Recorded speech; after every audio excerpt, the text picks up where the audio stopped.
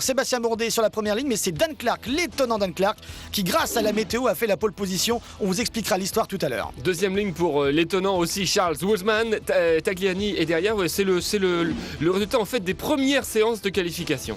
Et Jell Mendinger et Justin Wilson, les deuxièmes ex-aequo au classement général, eh bien, sont là ensemble sur la troisième ligne.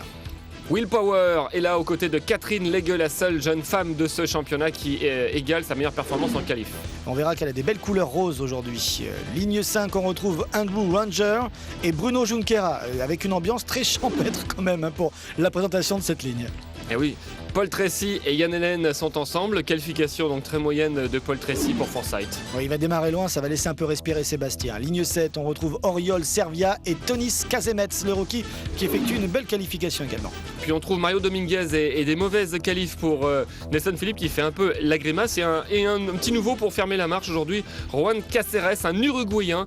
Et le départ va être donné dans quelques instants. Vous allez voir que le Road America est un circuit atypique avec des dénivelés, comme on peut le voir ici. Une petite montée juste après la montée. On plonge pour le départ. C'est Dan Clark qui s'élance. C'est le premier rookie depuis Sébastien Bourdet en 2003 à Surfers Paradise avoir fait la pole position. Il est parti devant Dan Clark. Sébastien Bourdet s'est fait un petit peu dépasser. Oui, par Wulfsman, Charles Wulfsman qui prend la deuxième place. Étonnant duo pour ce départ, Dan Clark, Wulfsman.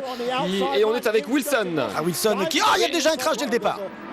Avec Will Power sur la gauche, Junqueira qui est au centre. Et j'ai l'impression qu'il y a Andrew Ranger aussi dans l'histoire. Ah oui, touchette entre Power qui rentre qui percute l'arrière de la voiture de Junqueira qui décidément est maudit dans les débuts de course cette saison. Wilson et Elmendiger qui doivent prendre tous les risques aujourd'hui pour essayer de grignoter des points sur Sébastien Bourdet. On repart au troisième tour. Et toujours cette accélération en montée et le drapeau vert juste derrière en redescente. Impressionnante ces images. Attention, attaque ici de Wulfsman sur Clark. Il attaque ici au freinage à l'intérieur. Est-ce que ça va passer? Oui, ça frappe pas mais ça passe. Bourdet derrière est attaqué également pour la troisième place. Oui, par Alex Tagliani. Depuis la 11e place. Et regardez, il a déjà gagné quelques places puisqu'il est déjà 8e.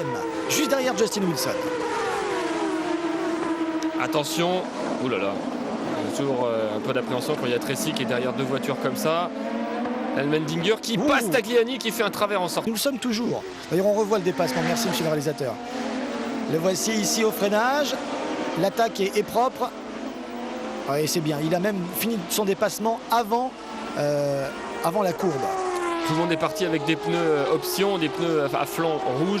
Ça va être difficile ici. Oui, et c'est le même endroit bien sûr où tout à l'heure Sébastien a tenté son dépassement. Et oui, là par contre, ce dépassement se termine à la fin du virage, littéralement dans le freinage. Oui, mais bon, on peut rêver d'un podium, on ne sait jamais, tout est possible. Le voilà Justin Wilson justement, la caméra embarquée.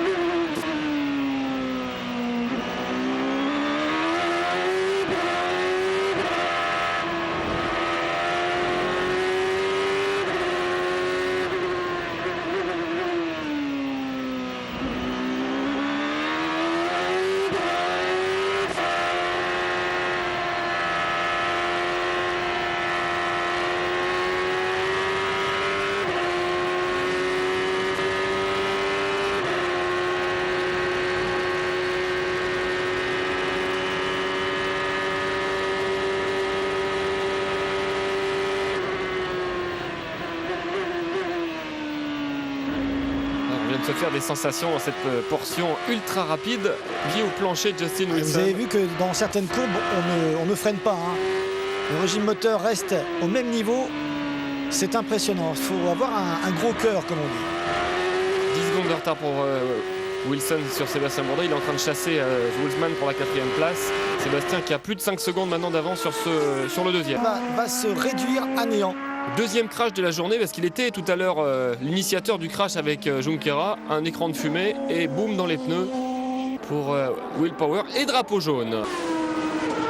Attaque de Paul Tracy. Oh, c'est bien serré cette histoire. On a pu voir que le push to pass est activé pour se défendre.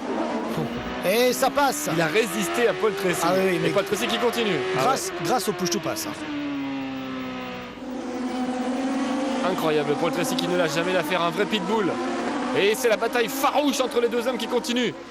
Ouais, et un point pour mener la course aussi. Plus les points de qualification qui ne sont pas marqués sur ce panneau. Ah tiens, des problèmes ici. Il y a un drapeau jaune qui est sorti pour Caceres. Oui. L'Uruguayen, le débutant du jour dans le virage 6. On aura quand même fait plus de la moitié de la course.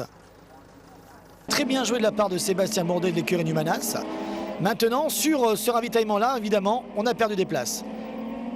Et là, il va être obligé un petit peu... Non, il ne peut pas. Il repart bien derrière le Menninger. On a pu voir que, à l'inverse de ce qu'on a pu voir cette saison avec un certain Paul Tracy, là, Sébastien a bien... Pour tout le monde, on voit le push-to-pass de Catherine Legueux pour contre-attaquer. Les deux sont en push-to-pass. Bon. On rebondit sur la voiture rose. C'est vrai que c'est un peu optimiste. Et on va 10 secondes plus vite. Quand c'était à moitié sec, c'était 10 secondes plus lent. Et la deuxième séance qui s'est déroulée sous le déluge, c'était 20 secondes plus lent. Et il est reparti en pneu option, Dan Clark. Nelson Philippe, pardon, décidément, ça fait 2 fois que je les confonds. Qu'est-ce qui se passe? Il y a un problème de pneu? Problème de pneu pour Nelson Philippe, apparemment qu'il y a un pneu qui est mal boulonné. Ah là là, le boulon qui s'en va, il va perdre son pneu. Fin pour garder ce pneu arrière gauche. Ah oui, il aurait essayé jusqu'au bout. Mais évidemment, dès qu'on tourne là, c'est plus possible. Sébastien, lui, a fait du classique. Allez, c'est parti. Normalement, il devrait mettre moins de carburant que ceux qui sont arrêtés avant. Ouais, il a pas l'air très content, Sébastien. Il secoue la tête de gauche à droite. Je sais pas ce qui se passe. Alors attention. C'est reparti. Ouais, c'est un bon arrêt. Ouais, c'est un très bon arrêt. Il va repartir, la ligne droite, et le Mendinger arrive devant. Il repasse, attention, il est en pneu froid, hein. Tout le monde arrive à toute blinde derrière, le Mendinger et Junqueira. Ça va être dur, ça va être très dur pour lui. Alors il repart en tête, c'est sûr, mais attention parce que dans les prochains virages, il a moins de vitesse que les autres. Vous savez qu'il a fait un ravitaillement en 34 secondes 7. Tout à l'heure, on a pu voir Mendinger s'arrêter en 35,6. Donc c'est pour vous dire si son ravitaillement était extrêmement rapide. Attention, le Mendinger qui arrive, il va faire une attaque certainement. Ah oui, il est en pneu chaud, il peut rien faire Sébastien et Mendinger va passer. Ah, c'est passé, mais attention, c'est pas terminé. Sébastien, il peut faire monter ses pneus. Parce qu'il n'y a plus de push-to-pass, hein. Plus du tout de push-to-pass pour les 3 pilotes que l'on voit ici en tête. Et Junqueira se rapproche de Sébastien aussi et attaque pour la deuxième place, à son tour. Et il passe. Ah, mais maintenant, est-ce qu'il aura l'occasion de les utiliser Oh là là, le crash! Oh, le crash de Catherine Legueux, incroyable! Oh là là là là là là, le crash hallucinant! Elle a été droit dans le mur!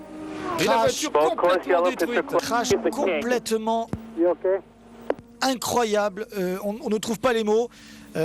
Actuellement, Catherine Legge, normalement, devrait être dans la cellule de sécurité que l'on voit au premier plan. Vous voyez, la voiture est carrément détruite et la seule partie visible, la seule partie intacte, c'est cette fameuse cellule de survie. C'est comme ça qu'on appelle cet habitacle. On voit que les commissaires de course viennent se positionner tout de suite en dessous parce que la cellule restante est à l'envers.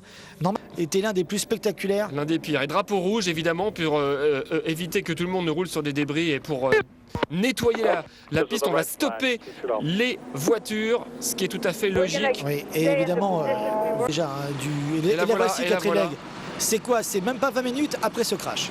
C'est quand même incroyable. Quand on voit le crash, c'est miraculeux. Et encore une fois, on rend hommage à tous ceux qui ont conçu ces fameux cockpits parce que c'est vraiment fantastique. Revenir sur le push-to-pass de Junqueira pour le restart, il va peut-être aller chercher la victoire.